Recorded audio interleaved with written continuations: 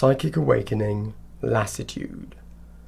The psychic awakening is here, but some would see it stopped. One ancient race has its own inscrutable plans, and the prospectors of Thrall Tertius are about to get a terrifying glimpse of what may happen if those Xenos goals come to fruition. Lassitude. "Try them again," demanded Freyg from his place in the Ridge Runner's passenger seat. Laria shot the burly miner an irritated look. She made no move to take her hands from the vehicle's controls. The Ridge Runner bucked on its suspension, jouncing them both in their seats and spurring Laria to return her attention to the view beyond the vehicle's vision slit. "You want to waste your breath? You try them," she said. "You might notice I'm busy." Freyg wasn't doing anything so far as she could see. He just hunched dejectedly in his seat, one meaty hand wrapped around his restraint straps, the other tapping a jittery tattoo on his thigh. Everything about the man was irritating her, from his twitchiness to the persistent stale odour of sweat that Laria normally managed to tune out. She couldn't today, apparently. "Mind you, it ain't just Freyg now, is it?" she thought, suppressing a pang of nervousness. "Everything's got me on edge these past few days, and the others are feeling it too, Emperor bless and keep us." What's the use?" griped Freyg. Now that the prospect of making the effort himself loomed, he had evidently lost interest in the Ridge Runner's vox. "Camp haven't replied to the last half-dozen hails. Why should they bother this time?" Laria grunted in response. She had a thumping headache. Peering intently out of the vehicle's dust-streaked vision slit while concentrating on not tipping them into Strawford Gulch wasn't helping. The Ridge Runner banged and bumped along the rocky trackway, and every hard jolt felt like someone was swinging a mining pick right at the spot between Laria's eyes. Her skin kept tingling as though something was scuttling across it, and for several days now, Laria had experienced a seesaw from watchful paranoia into lethargic disinterest and back again. That alone had left her exhausted. It was odd that Rachna's camp had gone quiet. In truth, Laria shared Freyg's sense of gnawing disquiet about the whole business. Thrall Tertius was an unforgiving world of hidden fissures and whirling grit storms whose mica-laden winds could abrade a Ridge Runner to scrap metal in minutes. It was customary for each mining camp to maintain hourly vox check-ins with its prospector teams. Letting contact slip for even a few hours could have fatal consequences, not to mention attracting substantial punitive ties from the administratum if proper record-keeping fell behind. Laria jumped as the vox crackled suddenly to life, then glowered as she realised it was just Bosk calling from where his own Ridge Runner trailed 20 yards behind hers. "Still no word from camp. Over." "Oh, they've been chatty as a drunk rattling, Bosk. Just none of us figured to cut you in the conversation," Laria voxed back. She couldn't be bothered to keep the sneer out of her voice, nor to observe proper vox discipline. "Not like you," she admonished herself. "Only room for one sourmouth in this runner, and Freyg's claimed that spot." "Sorry, Bosk," she added, hating how lame she sounded to her own ears. "Can't shift this damned headache, and I'm worried about camp going quiet. Over." "Emperor don't need to forgive what he don't hear, La," Bosk replied, and even this habitual platitude grated on her nerves. "And I agree. It ain't right. Over." Laria could have reassured the older prospector, but she couldn't summon the effort or optimism. Instead, she cut the vox channel and drove on in dismal silence through the swirling dust and the glaring light of Thrall's angry star. Camp was only a mile away now. It sheltered from wind shear down between the cliffs of Gulch End. "We get some answers soon enough," she thought, ignoring the panicked little voice at the back of her mind, whispering about Xenos raiders or macrotalpa attacks. Laria would find out what was going on, then hopefully she could dispel the stifling sense of oppression that had been weighing on her chest this past week. As she guided her vehicle down the rutted road into Gulch End, her first sight of camp helped Laria breathe a little easier. "Sentries in the towers, gates in one piece and no sign of wind damage or rockfall or whatnot," she said. "Call those sentries? Being generous, La," commented Freyg, dumping cold water over her lifting mood. She couldn't gainsay the big man, though. As they drew closer, it became clear the guards were slouching at their posts, staring disinterestedly off into the middle distance. "Is he actually sleeping?" she asked, incredulous at the sight of a militiaman slumped over the rail of his watchtower in full view of at least two of his fellows. Overseer Supter was, as a rule, a stickler for discipline. Seeing such slovenly conduct from his sentries alarmed Laria worse than ever. "Got the right idea," grunted Frege. "I could sleep like the dead." For some reason, his turn of phrase sent a shiver down Laria's spine. "No spoil dust either," she said, pointing with her chin to the clear skies above Rachna's camp. "Why would they have stopped the dig?" Frege offered her an ill-tempered shrug. "Ever helpful," she thought wearily. Laria guided her Ridge Runner down the last twist of the trackway and into the shadow of the camp's prefab curtain wall. The barrier stretched from one side of the gulch to the other, partitioning off the last half-mile of the sheltered depression and the bore mine in the cliff face at its rear. Rachnas only had one gate, a big metal affair stamped with an aquila and flanked by watchtowers. It felt to Laria as though it took the sentries a long while to open it. Servitor guns swiveled to point at her vehicle and at Bosk and Cardi's Ridge Runner that had pulled up alongside them. Laria felt a bead of sweat crawl down her temple. The insane thought struck her that the sentries wouldn't hit the saviour runes on their consoles, that they would simply stare like cattle as the servitors, unaware that these targets were friendly, opened fire upon the defenceless prospectors. She let out a breath as the klaxon sounded. The gate lumbered aside on its servo runners. Laria guided her vehicle between the prefab huts, the chugging generatorium shrines, and the stilt-legged towers that made up Rachna's camp. The knot in her stomach cinched tighter at the sight of numerous miners standing about, alone or in little groups, simply staring as though they had forgotten what it was that they'd been doing. Others, she saw, reclined on the metal steps of the bunk huts, some of them lying in the full glare of the starlight. "Good way to get the scorch," muttered Frege as he followed her shocked stare. The next moment he cried out in surprise as Laria dragged her controls hard right and skidded to a halt. Dust billowed. Grit crunched. The Ridge Runner rocked on its suspension, then lurched as its engine stalled. "What in St. Chet's name?" began Frege, but he stopped at the look on Laria's face. Her heart was skipping double time in her chest, and she stared at the rear-view vid-feed on her dashboard as the dust cleared.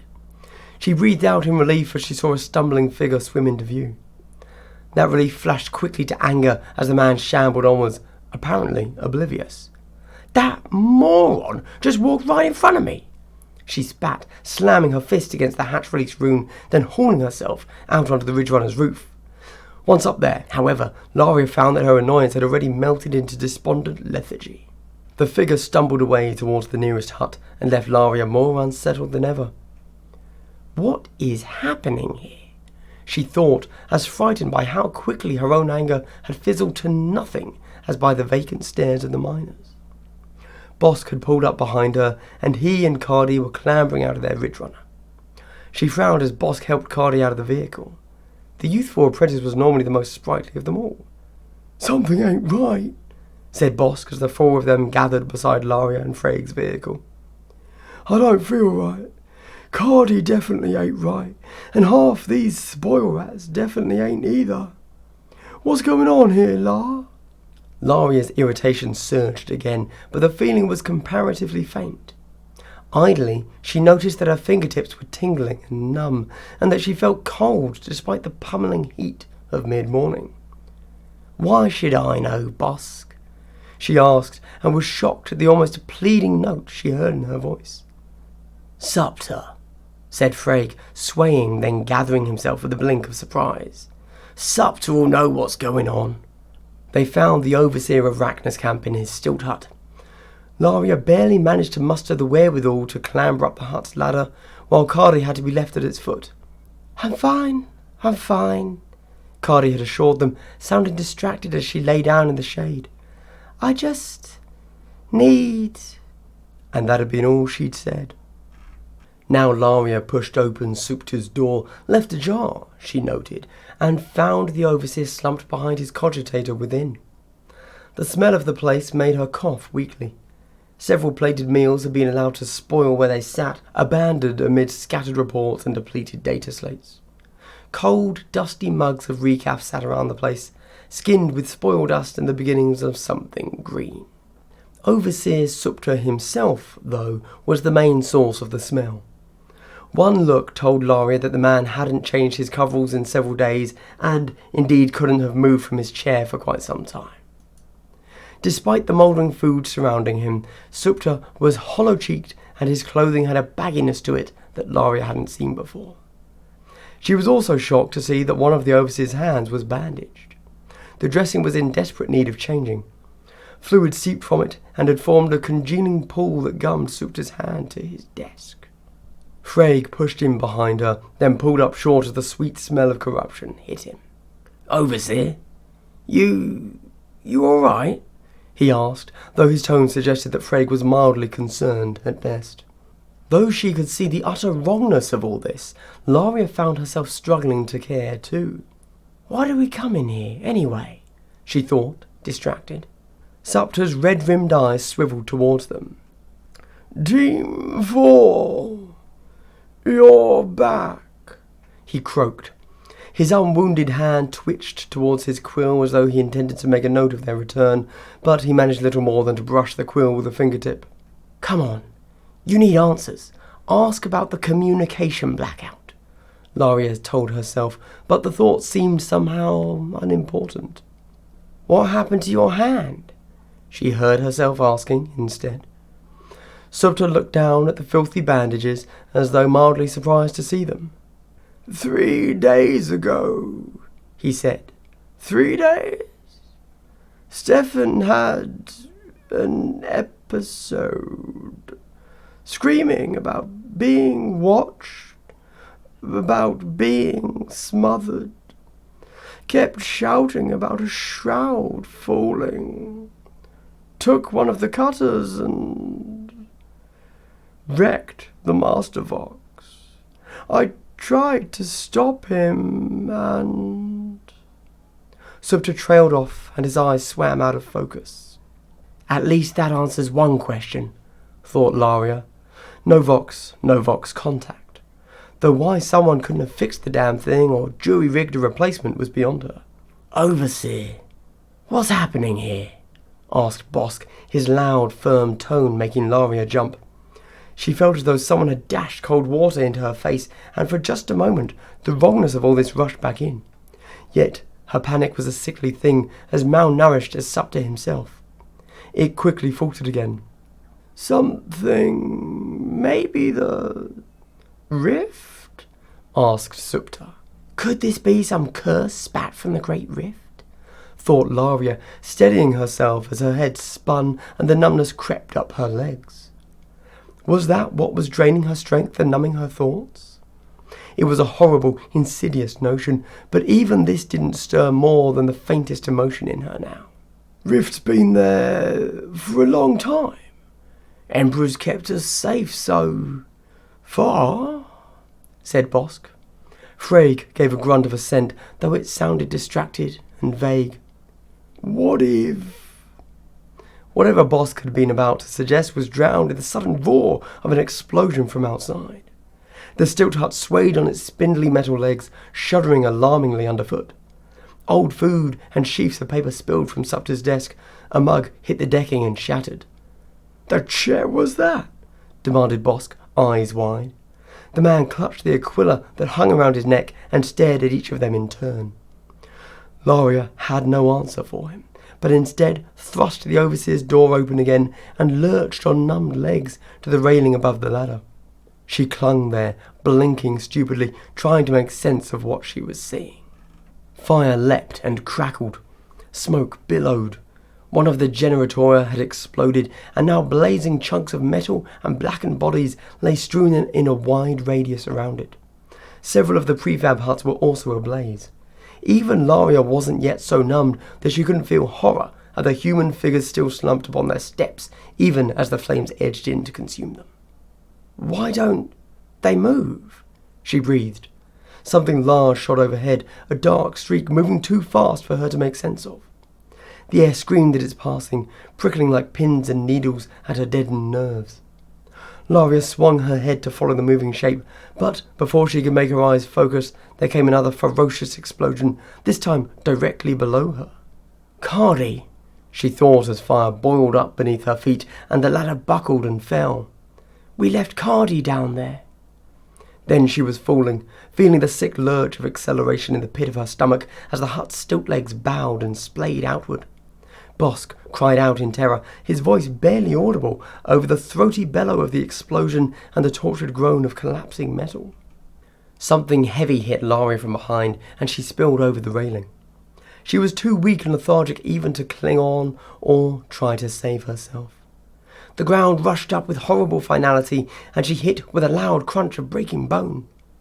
Metal crashed, flames danced, shrapnel span through the air, and the ground shook beneath her ragdoll body, and through it all Laria could only think, I don't feel anything. Why don't I feel anything? She had heard of prospectors breaking their backs, their necks, and losing all feeling in their bodies. Had that happened to her?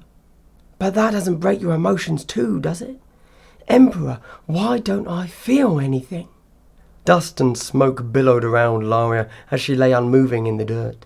She mustered the strength to swivel her eyes in her head and saw Frigg lying near her with his head tilted at a horrible angle. The big man's eyes were glassy. Blood dribbled from his nostrils and spilled between his teeth where he'd bitten through his tongue. Won't be complaining any more, she thought, now barely coherent. Laria couldn't frame any kind of response when a large, dark shape loomed over her. Thrall's angry starlight glinted on burnished metal, glinted in cruel, lens-like eyes, but Laria was beyond making sense of what she saw. She couldn't bring herself to care when the figure reached down and gripped her by the hair, nor when it turned and began to drag her broken body through the dust towards the dark mouth of the bore mine. It didn't hurt. It didn't matter. All Laria wanted to do was sleep.